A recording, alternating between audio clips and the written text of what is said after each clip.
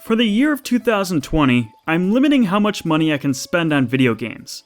And I just had the idea to make some vlog-style videos about these, presented in a simple, fun journey. That said, it turned out a lot of people had more questions than I expected to answer. Now, one question I have received quite a bit is what happens if someone gifts me a game?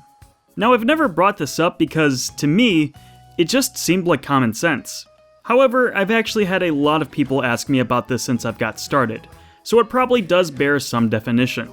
Simply put, if someone buys me a video game as a gift, then it's just a gift, no strings attached.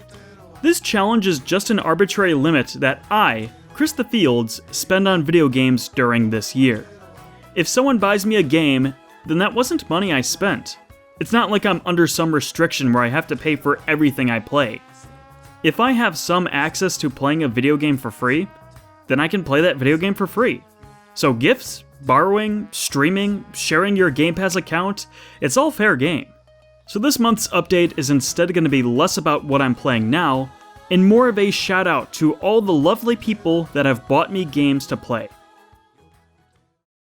For starters, my friend Perry gave me a copy of Darkest Dungeon, and my first thoughts when I saw this gift wiggle its way into my Steam inbox was something along the lines of, oh goodness, I guess I can't run away anymore.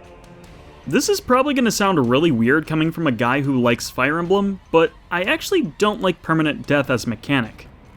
I mean, I respect its intentions, but give me the chance and I will reset to save lives. That's not how Darkest Dungeon works though. There's no going back to save lives. You must live with the choices you made in the moment.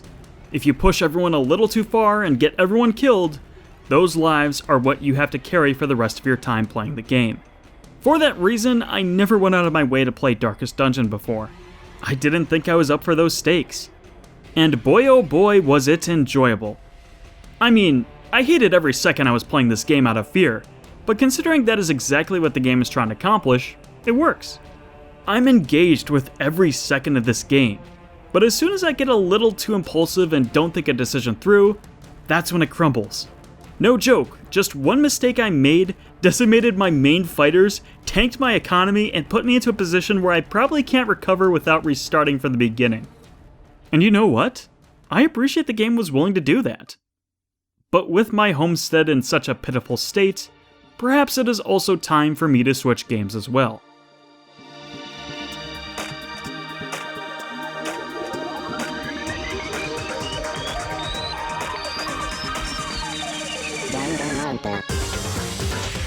Danganronpa is a game I have never played for myself, but I was continually fascinated with the concept. But much like Darkest Dungeon, it was a series I purposely avoided because, oh my goodness, I never, ever wanted to play this game. I realized that I would probably fall in love with this game had I got to play it for myself. I would totally fall in love with the art style, the characters, the mystery, and so on. But telling me that the characters I loved would get killed off by other characters I loved, I knew my heart would never be able to take it. But thanks to my friend Paul, this game made its way into my possession. So now, I have no choice. Even then, it was still a game I really had to psych myself up for in order to get into the right state of mind. Holy crap is this game horrifying! I mean, not in the spooky horror way, but imagine all the implications that come with this setup. It's something I have to force myself to not think about too hard. Like, imagine if you were stuck in a place where you don't know if the person you're next to is already plotting your death so they can leave. And once I set the time aside to play this game, my worst fears came to pass. I fell in love with it.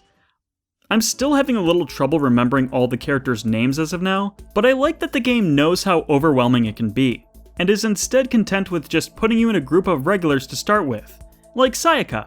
Oh my goodness, I love her! She is very sweet, the Maya Fey to Makoto's Phoenix Wright. Kinda ditzy, but supportive and cheerful. And oh boy, we got a little bit of a romantic connection going on here. Aww. She's gonna die in the first murder case, isn't she? The murder investigations are definitely my favorite part of the game. It's basically full Phoenix Wright. And you know what? I've only ever played the first Phoenix Wright, but I love it. And I love this too. What I will say is the game does feel kinda easy when you get into this part, however.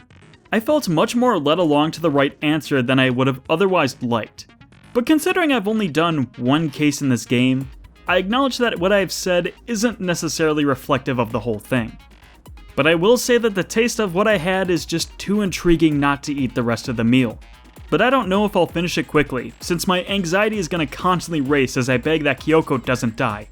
Please don't die. Please don't die. Please don't die! But you know what? I've had enough games about death and murder and other unjolly topics. I think I should mellow out with a relaxing time. Animal Crossing New Horizons was a victim of my challenge for this year. Had I not imposed an arbitrary limit on my game spending, I probably would have gotten this game day one. But alas, I didn't. I prioritized other games first, and Animal Crossing fell to the wayside. And just when I thought I was finally past the chance I would ever play this game, my friend Cass pulled through and gave me the game to play. So landing on my new island, pitching my tent by the waterfall, it was like coming home again. So when nighttime rolled around and the town gathered to decide a name, I was stuck in place. I don't know, man, I've never been good at naming things. I'll just throw in something like potato, sure. It's not like it's gonna get picked by the villagers anyway.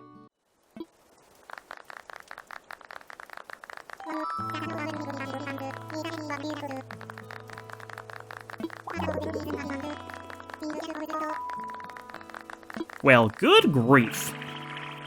My favorite thing about this game is that no one dies. Although I could use one less person named Stinky on the island. But my actual favorite thing about this game is that it doesn't ask anything of you. Instead, it just gives you little goals to accomplish. I played this game for just an hour every day over the month, and my little town has come so far in that time. I want to start each day doing the traditional things, digging up all the fossils I can find, checking in at the Nook stop, covering all the basic tasks to get more miles. It usually doesn't take me that long, and sometimes I extend out and do more than I initially set out for. It's an addicting game I never feel bad about setting down for each day. Perhaps it's not surprising to say that this is by far the game I spent the most time playing this month. The game I also look back on most fondly. Who knew that island life could be this peaceful?